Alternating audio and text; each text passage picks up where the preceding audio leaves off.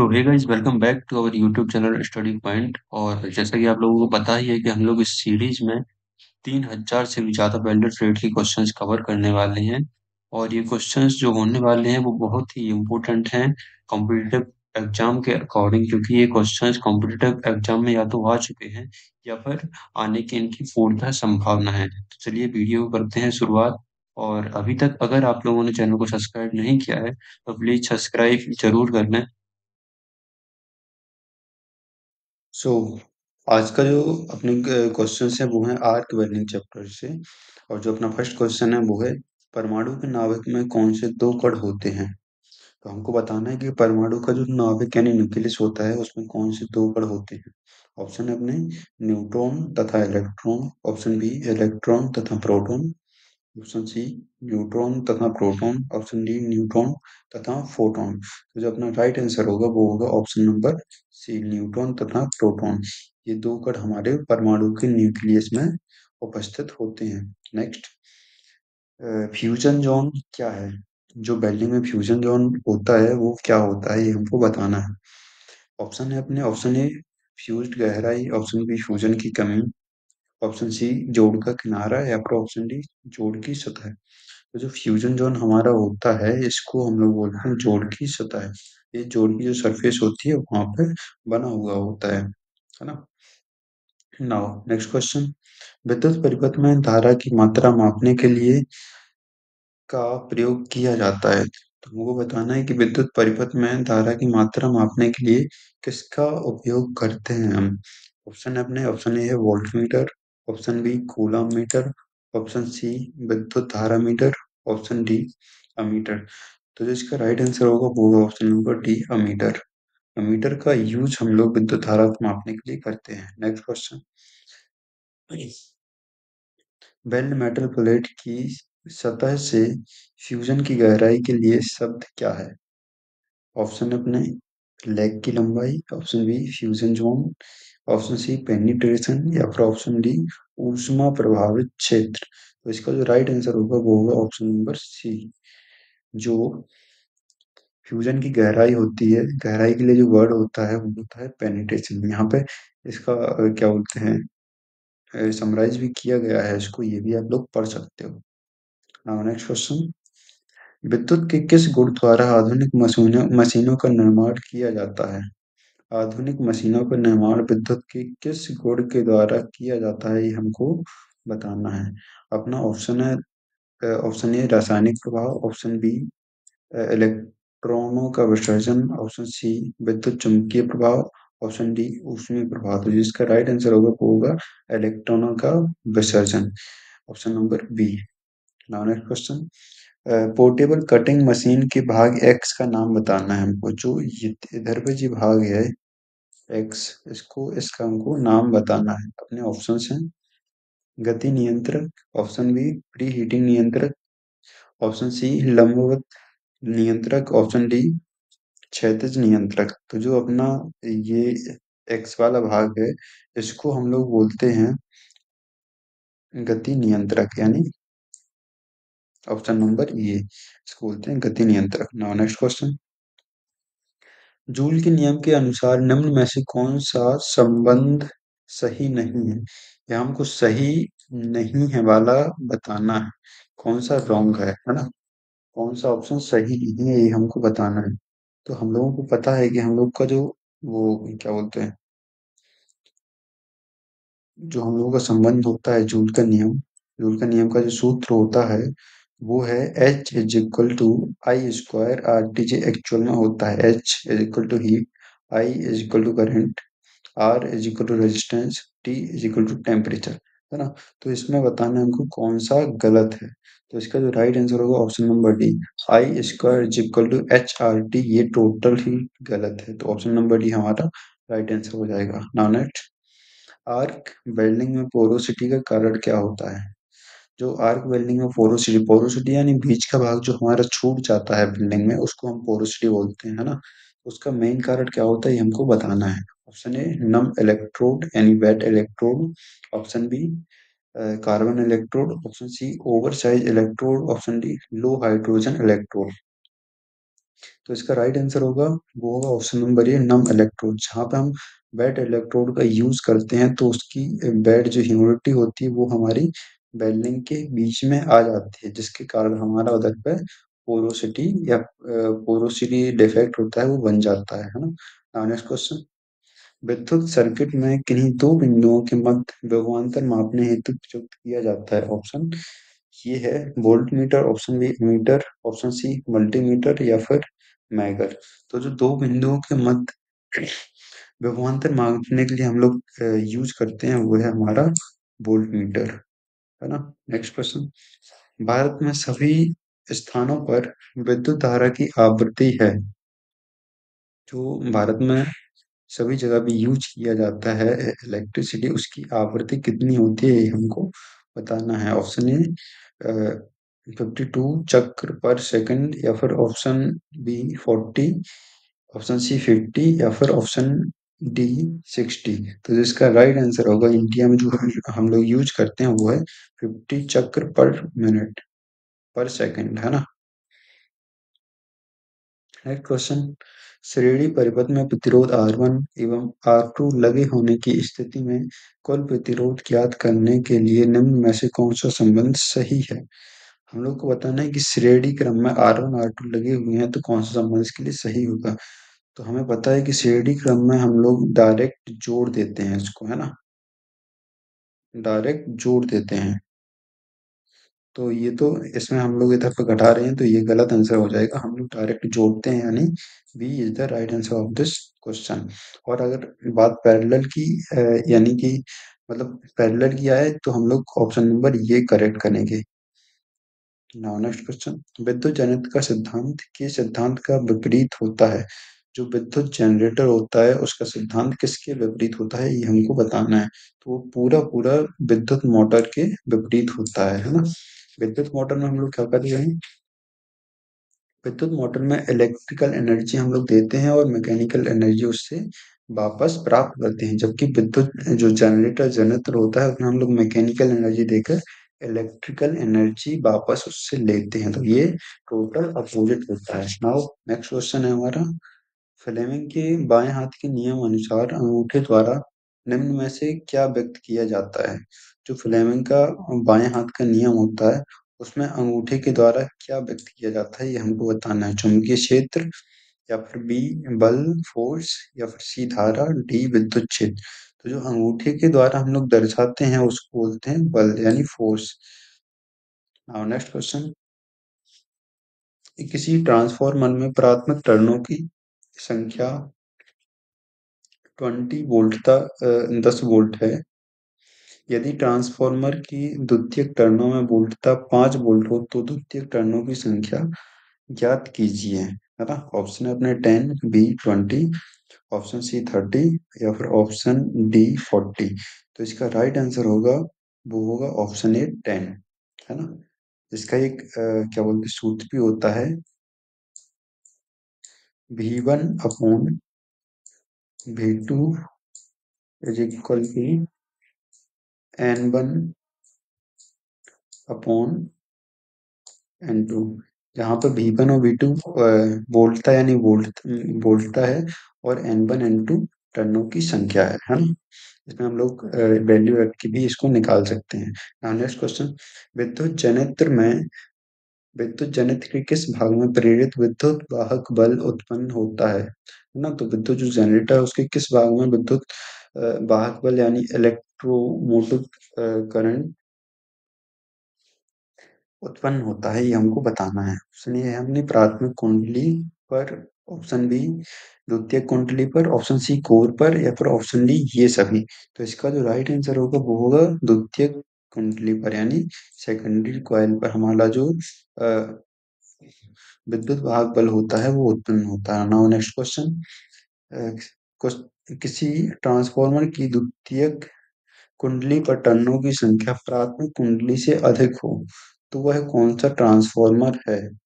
अगर देखो, जो प्राइमरी कुंडली है उसमें अगर टर्नों की संख्या कम है और जो द्वितीय कुंडली है उनमें टर्नों की संख्या ज्यादा होगी तो हमारा ये स्टेप अप ट्रांसफॉर्मर होगा, है ना। और अगर कुंडलियों की संख्या प्राइमरी कुंडली में अधिक है और द्वितीयक कुंडली में कम है तो वो होगा स्टेप डाउन ट्रांसफॉर्मेशन। इधर हम लोगों को पूछा जा रहा है कि प्रथम प्रथम कुंडली में द्वितीय कुंडली से कम है, सॉरी, द्वितीय कुंडली पर टर्नों की संख्या प्राथमिक कुंडली से अधिक है, मतलब दूसरी कुंडली जो है उसमें टर्नों की संख्या अधिक है। तो हमारा ये होगा step up transformer. Option number A is the right answer of this question. Now next, यदि प्राथमिक टर्नों की संख्या n1 और वोल्टता v1 है तथा द्वितीयक के टर्न n2 और वोल्टता v2 है तो निम्न में से कौन सा संबंध सही है, ये हमको बताना है। हम पहले भी बता चुके हैं कि इसका जो सूत्र होता है वो है V1 upon V2 is equal to N1 upon N2। Option number A is the right answer of this question. Now next question, वोल्टता को कम करने वाले ट्रांसफॉर्मर को निम्न में से किस नाम से जाना जाता है ना। वोल्टता को कम करने वाले ट्रांसफार्मर को किस नाम से जाना जाता है ये हमको यहाँ पे बताना है। Step up transformer, step down transformer, या फिर ए और बी दोनों, या फिर इनमें से कोई नहीं।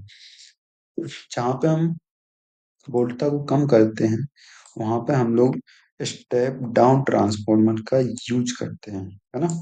कम करने के लिए डाउन, बढ़ाने के लिए step up. Okay, now next question, 1 VTHU बराबर है, ये तो बहुत सिंपल सा क्वेश्चन है कि 1 VTHU इज इक्वल टू कितना होता है, वो होता है 252 कैलोरी। बहुत ही सिंपल सा क्वेश्चन है और ये क्वेश्चन इसरो टेक्नीशियन में आया हुआ भी है। ये क्वेश्चन जितने भी हम लोग करने वाले हैं ये कहीं ना कहीं तो पहले ही आ चुके हैं, यानी बहुत इंपॉर्टेंट है, आगे भी इनकी आने की संभावना है। नेक्स्ट क्वेश्चन है हमारा, ऊष्मा का सुचालक नहीं है, इनमें से कौन सा ऊष्मा का सुचालक नहीं है, ये हमको बताना है। ऑप्शन ए है अपना एल्यूमिनियम, ऑप्शन बी तांबा, ऑप्शन सी चांदी, या फिर ऑप्शन डी कांच। एल्यूमिनियम, तांबा, चांदी, ये तीनों जो हैं विद्युत के और ऊष्मा के सुचालक हैं। जो कि सुचालक नहीं है वो है कांच। Option D is the right answer of this question. Now next, खौलते पानी की अपेक्षा भाप से हाथ अधिक जलते हैं क्योंकि भाप में, ऑप्शन ए स्थैतिक ऊर्जा अधिक होती है, ऑप्शन बी गतिज ऊर्जा अधिक होती है, ऑप्शन सी गुप्त ऊष्मा के कारण अधिक ऊर्जा होती है, ऑप्शन डी भाप का तापक्रम खौलते जल के तापक्रम से अधिक होता है। तो इसमें जो राइट आंसर होगा वो है हमारा ऑप्शन नंबर सी, गुप्त ऊष्मा के कारण, जो उसकी गुप्त ऊष्मा होती है उसके कारण अधिक ऊष्मा होती है जिससे कि हमको ज्यादा जलन महसूस हो जाती है खौलते पानी की अपेक्षा भाप में, है ना। नाउ नेक्स्ट क्वेश्चन, बहुत उच्च ताप मापने में किस उपकरण का उपयोग किया जाता है। अधिक ताप मापने के लिए किस कौन से उपकरण का उपयोग किया जाता है हमको ये बताना है। Option A pyrometer, option B thermometer, option C calorimeter, तो ऑप्शन डी तापमीटर। तो जो ये तीनों हैं हमारे, ऑप्शन बी, डी, सी, ये हम लोगों को छोटे छोटे ताप को मेजर करने के लिए हम लोग इसको यूज करते हैं, लेकिन जो पायरोमीटर होता है वो हम लोग हाई टेम्परेचर मापने के लिए यूज करते हैं। नाउ नेक्स्ट क्वेश्चन, जिस नियत ताप पर द्रव ठोस अवस्था में बदल जाता है वह कहलाता है ना। जिस ताप पर द्रव है ना जो वो ठोस अवस्था में बदल जाता है उसे क्या कहते हैं ये हमको बताना है। ऑप्शन ए क्वथनांक, ऑप्शन बी गलनांक, या फिर हेमांक, इनमें से कोई नहीं। तो जब द्रव जब ठोस में बदलता है उसको कहते हैं हम लोग हेमांक, है ना, हेमांक। या फिर इसे हिम से भी कहिए, हिम यानी कि बर्फ, है ना। बर्फ में बदलता है तो उसे हिमांक बोलते हैं, यानी ठोस। नाउ नेक्स्ट क्वेश्चन, उच्च ऊष्मा प्रवाह के कारण बेस मेटल का विस्तार कारण होता है ना। एक बार फिर से पढ़ेंगे इसको, उच्च ऊष्मा प्रवाह के कारण बेस मेटल का विस्तार कारण होता है ना। ना हमारे जो ऑप्शन हैं वो हैं अंडरकट का, ऑप्शन बी सरंध्रता का, ऑप्शन सी बिलो होल का, ऑप्शन डी विकृतीकरण का, है ना। तो जो हमारा राइट आंसर वो होगा ऑप्शन डी, विकृति का। जब उच्च प्रवाह के कारण हमारा बेस मेटल फैलता है, तो उससे क्या होती है, हमारी एक्यूरेसी घट जाती है और हमारे जो वर्कपीस होती है वो विकृत हो जाती है, खराब हो जाती है ना। नाउ नेक्स्ट क्वेश्चन, किसी आर्क वेल्डिंग प्रक्रिया में प्रति मिनट डिपोजिशन किए गए वेल्ड धातु के लिए निम्नलिखित में से कौन से शब्द का प्रयोग किया जाता है? प्रति मिनट डिपॉजिट किए गए वेल्ड धातु के लिए कौन से शब्द हम लोग यूज करेंगे, ये हमको बताना है। ऑप्शन ए फिलिंग दर, ऑप्शन बी डिपोजिशन दर, option C weld deposition, option D weld duty चक्र। तो ये इसका राइट आंसर होगा जो, वो होगा डिपोजिशन दर, यानी डिपोजिशन रेट हम बोलते हैं प्रति मिनट डिपॉजिट किए गए वेल्ड धातु के प्रक्रिया को, है ना। नेक्स्ट क्वेश्चन है हमारा, एक सर्किट में बहने वाली विद्युत धारा को प्रदर्शित किया जाता है, कैसे किया जाता है प्रदर्शित, ये हमको बताना है। ऑप्शन ए है अपना वोल्ट से। सो अब अपना जो नेक्स्ट क्वेश्चन है वो है कि आर्क वेल्डिंग में अर्थ करंट का उपयोग होता है, और जो अपने ऑप्शंस हैं वो है वेल्डिंग के समय इलेक्ट्रोड पर मजबूत पकड़ बनाए रखने के लिए, ऑप्शन बी अर्थिंग केबल को इलेक्ट्रोड से जोड़ने के लिए, या फिर अर्थिंग केबल को कम करने के वाले पदार्थ से जोड़ने के लिए, या फिर अर्थिंग केबल से इलेक्ट्रोड में विद्युत धारा प्रवाह करने के लिए, है ना। तो जो अपना इसमें राइट आंसर होने वाला है वो है option number C, earthing cable को कम करने वाले पदार्थ से जोड़ने के लिए। नाउ नेक्स्ट क्वेश्चन, वह ताप जो फ़ारेनहाइट तथा सेल्सियस पैमाने पर बराबर होता है वह है, कौन सा टेम्परेचर ऐसा होता है जो कि फ़ारेनहाइट और सेल्सियस में बराबर होता है, ये हमको बताना है। तो इसका जो राइट आंसर होगा वो होगा -40 डिग्री सेल्सियस। -40 डिग्री सेल्सियस जो टेम्परेचर होता है ये फ़ारेनहाइट और डिग्री सेल्सियस में बराबर माना जाता है।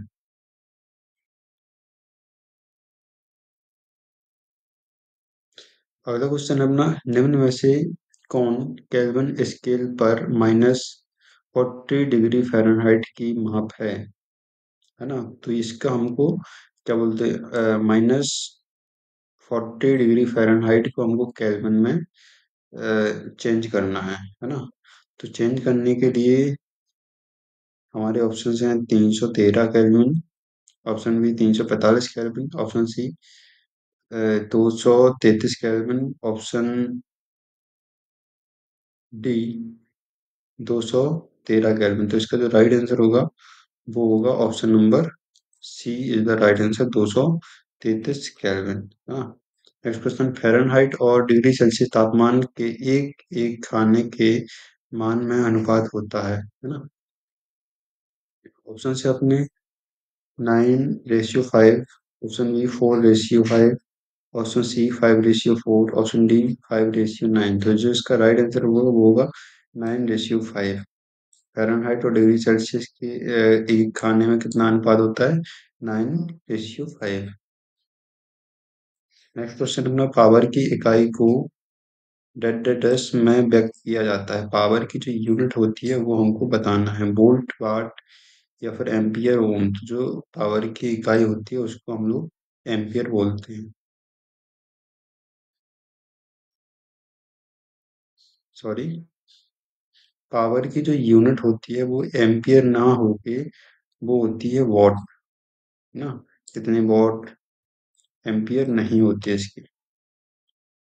अगला क्वेश्चन है क्वेश्चन नंबर 32, धातु का वह भाग जो ऊष्मा से प्रभावित होता है क्या कहलाता है। ऑप्शन है अपने, गलकर प्लास्टिक बन जाता है, ना तो गलता है और ना प्लास्टिक बनता है, ऑप्शन सी गल जाता है पर प्लास्टिक नहीं बनता है, ऑप्शन डी गलता नहीं है पर प्लास्टिक बन जाता है ना। तो अपन का क्वेश्चन था, धातु को वह भाग जो ऊष्मा से प्रभावित होता है वो इनमें से क्या बन जाता है, वो हमको बताना है ना। तो इसका राइट आंसर होगा वो होगा ऑप्शन नंबर बी, ना तो गलता है और ना ही प्लास्टिक बनता है ना। हाँ। अगला क्वेश्चन है, इसका होगा ऑप्शन नंबर बी। अगला क्वेश्चन है, एक गैर उपभोज्य बेलनाकार टूल के माध्यम से एक ठोस अवस्था वेल्डिंग प्रक्रिया कहलाती है, ऑप्शन से अपने प्रतिरोध वेल्डिंग, ऑप्शन बी घर्षण welding, option C carbon arc welding और या फिर ऑप्शन डी इलेक्ट्रोस्टैटिक वेल्डिंग। तो इसका जो राइट आंसर होगा वो होगा कार्बन आर्क वेल्डिंग, है ना। गैर उपभुज बेलनाकार टूल की बात कर रहा है, तो इसका आंसर होगा carbon arc welding. Now next question.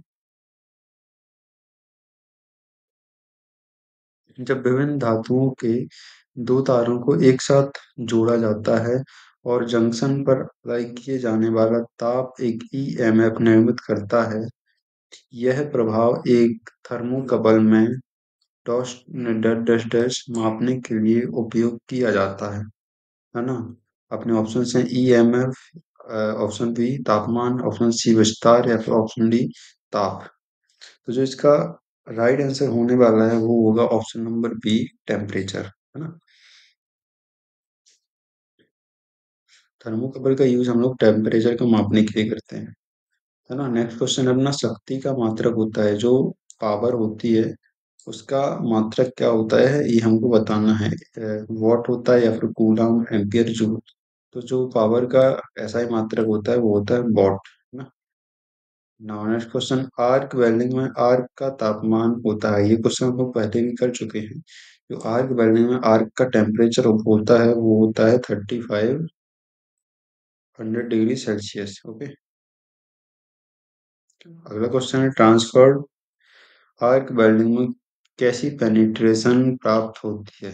जो ट्रांसफर्ड आर्क वेल्डिंग वो होती है उसमें कैसी क्या बोलते हैं पेनिट्रेशन प्राप्त होती है, ये हमको बताना है। अच्छी, बुरी, सभी या फिर कोई नहीं। तो जो ट्रांसफर्ड आर्क वेल्डिंग होती है उससे हमसे हमको अच्छे पेनिट्रेशन प्राप्त होती है। अगला है कैथोड फिलामेंट पर पोटेंशियल डैश डैश होता है। जो कैथोड फिलामेंट होता है उस पर कितना पोटेंशियल होता है ये हमको बता। 1000 वोल्ट, 12,000, 15,000 या फिर 17,000। तो इसको इसका जो राइट आंसर होगा वो होगा 15,000 वोल्ट कैथोड फिलामेंट पर पोटेंशियल होता है। अगला क्वेश्चन है टाइटेनियम वेल्डिंग के दौरान किस प्रक्रिया के द्वारा अच्छा पेनिट्रेशन होगा। टाइटेनियम वेल्डिंग कर रहे हैं हमको तो कौन सी प्रक्रिया में हमको अच्छा पेनिट्रेशन प्राप्त होगा ये हमको बताना है। ऑप्शन से अपने प्रतिरोध welding, option B arc welding, option C electron beam welding, option D gas welding. तो इसका जो राइट आंसर होगा वो होगा आर्क वेल्डिंग, है ना। आर्क वेल्डिंग से हमको टाइटेनियम वेल्डिंग में बहुत ही अच्छा पेनिट्रेशन प्राप्त होता है। अगला क्वेश्चन है धातु कवच आर्क वेल्डिंग में विद्युत आर्क का क्या तापक्रम होता है। जो धातु कवच आर्क वेल्डिंग में विद्युत आर्क का क्या तापक्रम होता है ये हमको बताना है। ऑप्शन है अपने 3,000 टू 3,200, 3,300 से 3,500 या फिर 3,600 से 4,000, 4,200 से 4,500। ये हमको बताना है। तो इसका जो राइट आंसर होने वाला है वो होगा ऑप्शन नंबर सी, है ना। नाउ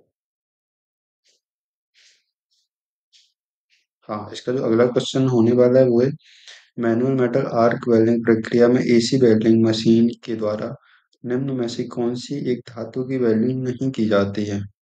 आर्क वेल्डिंग प्रक्रिया में एसी मशीन या फिर एसी वेल्डिंग मशीन के द्वारा कौन सी एक धातु में वेल्डिंग नहीं की जा सकती हमको बताना है। ऑप्शन से अपने कास्ट आयरन, माइल्ड स्टील या फिर एल्यूमिनियम, हाई कार्बन स्टील। तो जो हमारा एल्यूमिनियम होता है इसको हम लोग एसी से वेल्ड नहीं करते हैं, क्योंकि इसका जो गलनांक या फिर मेल्टिंग पॉइंट होता है वो बहुत कम होता है ना। तो एसी वेल्डिंग में हम लोग इसका यूज नहीं करते हैं।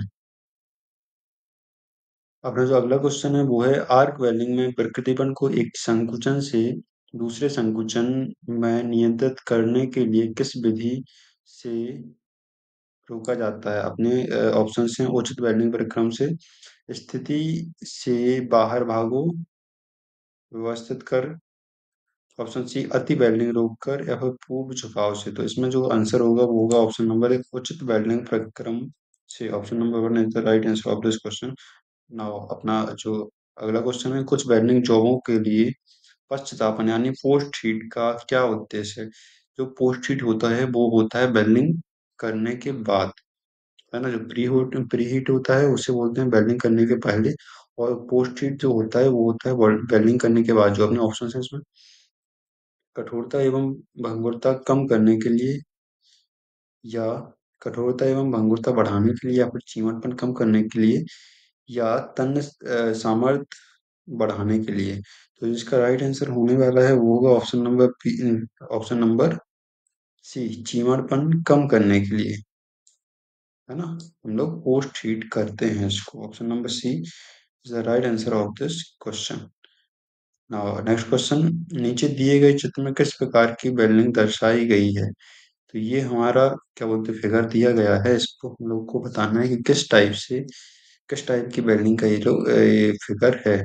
ऑप्शन से अपने manual metal arc welding, option B submerge arc welding, option C tungsten inert gas arc welding, option D metal arc welding. तो जो इसका राइट आंसर होगा वो होगा मैनुअल आर्क वेल्डिंग, क्योंकि इसमें हम लोगों को दिखाया गया है ये वेल्डिंग लीड है, इंसुलेटेड इलेक्ट्रोड होल्डर है, इलेक्ट्रोड ये पकड़े हुए है होल्डर से, है ना।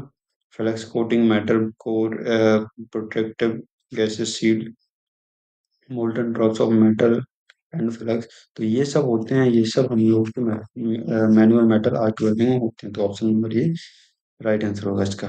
अगला क्वेश्चन है हमारा, निम्न में से किसमें आर्क खुली वायु में धातु इलेक्ट्रोड एवं मूल धातु के बीच में बनाई जाती है। ऑप्शन से अपने इलेक्ट्रोड बीम वेल्डिंग, या फिर option B manual arc welding, option C submerge arc welding, option D plasma arc welding. तो इसका राइट आंसर होगा वो होगा option number B manual arc welding, है ना। अगला क्वेश्चन से अपना, स्लैग का प्रकार है। जो स्लैग होता है वो इनमें से कौन सा स्लैग का प्रकार है ये हमको बताना है। कार्बनिक, option B rutile, option C निम्न हाइड्रोजन तथा मिनरल्स, ऑप्शन डी उपरोक्त सभी। तो इसका राइट आंसर होगा वो होगा उपरोक्त सभी। सभी एक प्रकार के स्लैग का प्रकार है। अगला क्वेश्चन है, वेल्ड फुल में बदलाव का तरीका है। ऑप्शन सी अपना है ड्रैग तरीका, ऑप्शन बी व्हीप तरीका, या फिर लेजिएट तरीका, या फिर उपयुक्त सभी।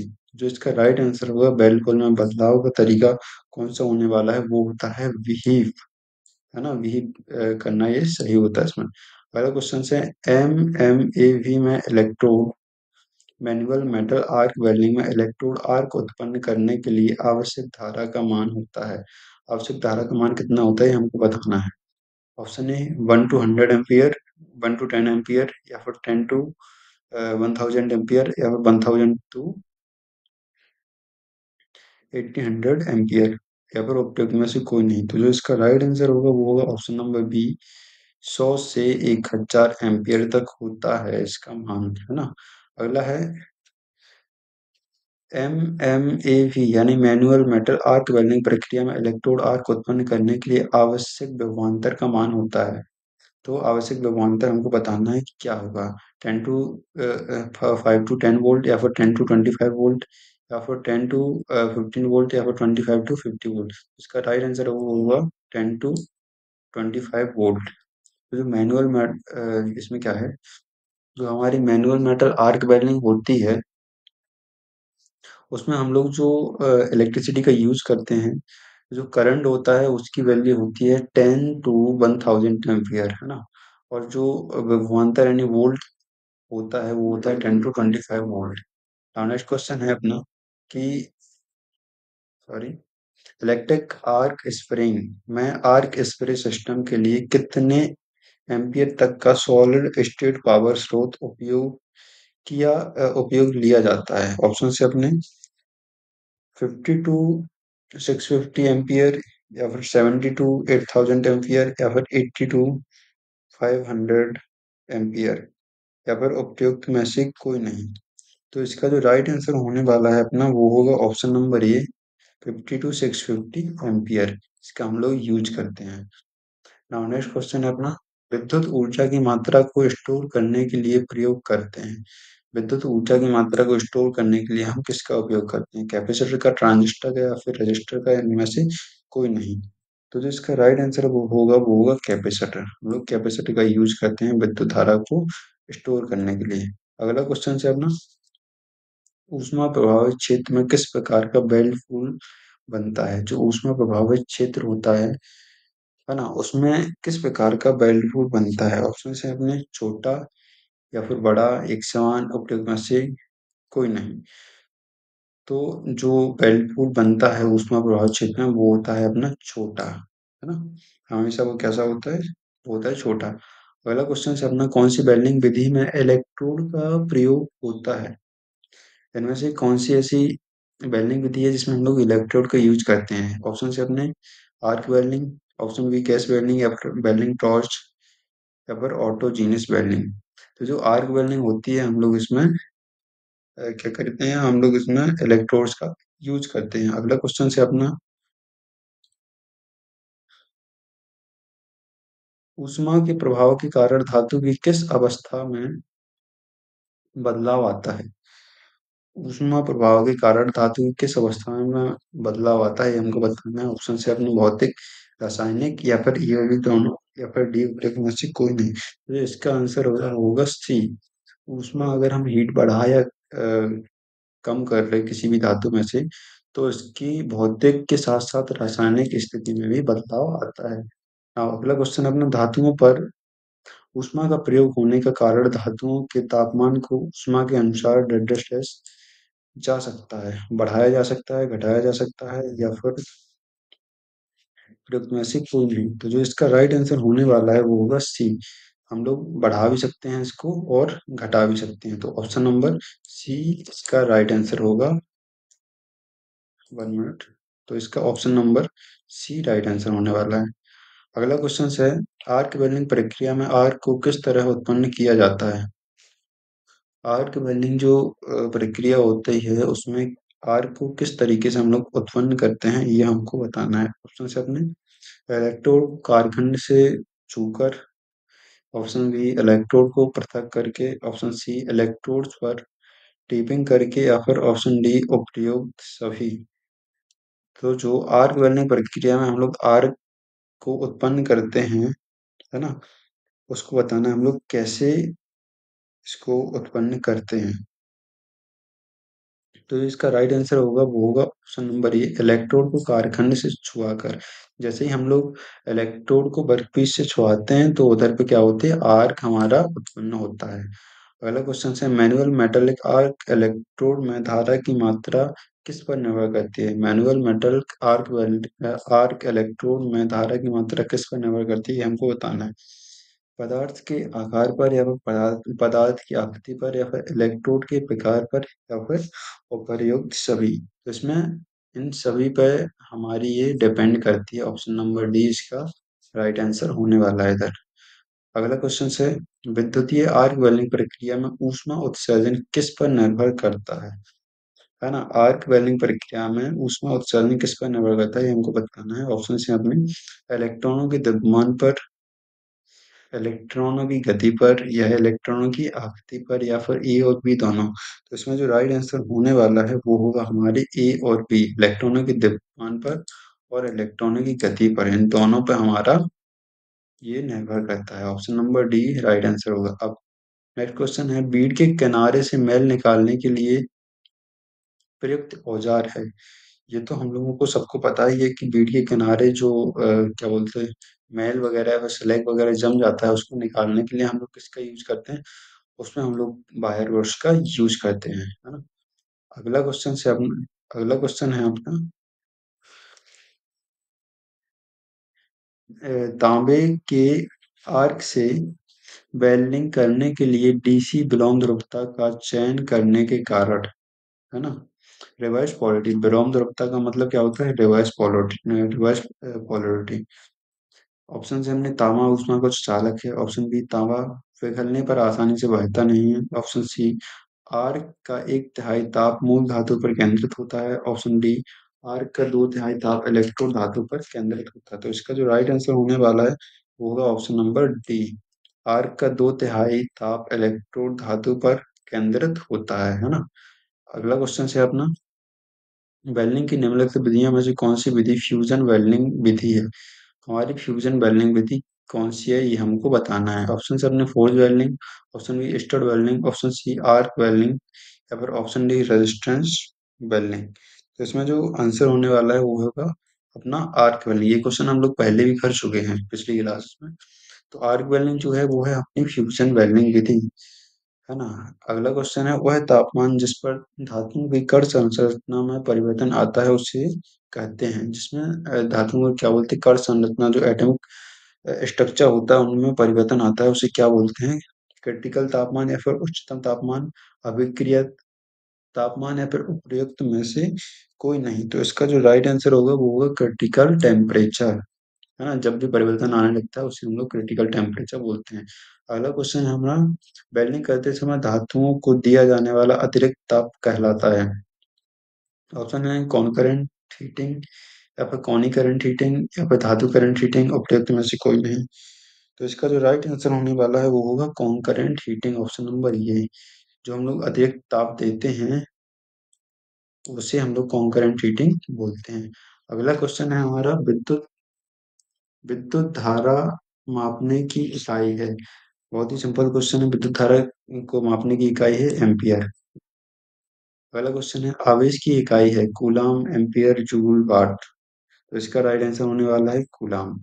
बहुत ही सिंपल क्वेश्चन है। अगला क्वेश्चन है हमारा, विद्युत स्रोत का ऋण ध्रुव होता है, कैसा होता है, ऋणात्मक ध्रुव होता है, वो कैसे होता है, कैथोड में जो माइनस वाला सिंबल होता है वो कौन सा होता है, कैथोड या फिर एनोड या फिर ये भी दोनों या फिर उपर्युक्त में से कोई नहीं। तो जो माइनस वाला क्या बोलते हैं ऋण आवेश होता है वो होता है कैथोड पर, है ना। अगला क्वेश्चन है, 3200 डिग्री सेल्सियस में कितने डिग्री फ़ारेनहाइट होते हैं, 3200 डिग्री सेल्सियस में कितने डिग्री फ़ारेनहाइट होते हैं ये हमको बताना है। ऑप्शन है अपने 820, ऑप्शन बी 5200, 5792, ऑप्शन सी 3359 या फिर 4070। तो जो फ़ारेनहाइट होते हैं हमारे 3200 डिग्री सेल्सियस में वो होते हैं 5792। Option number B right answer. अगला क्वेश्चन से लंबे आर्क को वेल्डिंग के दौरान प्रयोग से वंचित रखने का एक कारण है। ऑप्शन है अपने, यह खुले सर्किट वोल्टता को बढ़ाता है, ऑप्शन बी यह पेश धातु के विलय को कमी देता है, या वेल्डिंग के दौरान जोड़ में दरारों का विकास होना, ऑप्शन डी यह ज्यादा इलेक्ट्रोड खपत करता है। तो जिसका राइट आंसर होगा वो होगा ऑप्शन नंबर ए, यह लंबे सर्किट वोल्टता को बढ़ाता है। आगे अपना क्वेश्चन है, शील्डेड धातु आर्क वेल्डिंग, शील्डेड धातु आर्क वेल्डिंग प्रक्रिया का लाभ क्या है।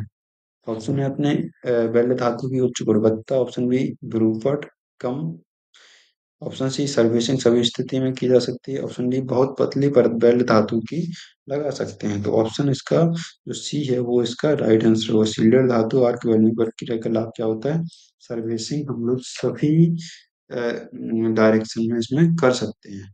अगला क्वेश्चन है, वेल्ड धातु में प्रतिघात ऊर्जा का मान होना चाहिए।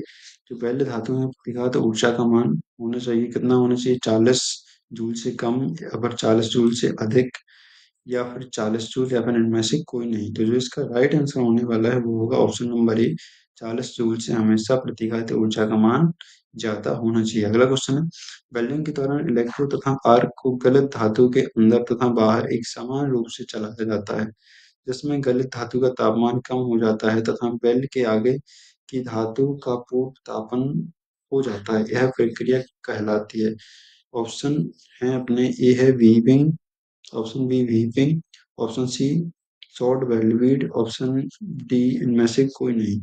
तो जो ऑप्शन नंबर बी वीविंग होता है, हम लोग पहले भी क्वेश्चन किए हैं इसको, वीविंग इसका राइट आंसर हो जाएगा। अगला क्वेश्चन है, वोल्टेज कंट्रोल का उपयोग किया जाता है। ऑप्शन है अपने, कंटिन्यूअस वेल्डिंग में, option B electro beam welding में, option C electro gas welding में, ऑप्शन डी उपयुक्त सभी। तो जो वोल्टेज कंट्रोल का यूज करते हैं हम लोग, वो हम लोग जो कंटिन्यू वेल्डिंग होती है इसमें हम लोग यूज करते हैं वोल्टेज कंट्रोल करने का। ऑप्शन नंबर ये इसका राइट आंसर हो जाएगा। अगला क्वेश्चन है, चित्र में आर का कौन सा अभिलक्षण दर्शाया गया है। ये हमारा चित्र दिया गया है और इसमें हमको बताना है कि कौन सा अभिलक्षण दर्शा रहा है।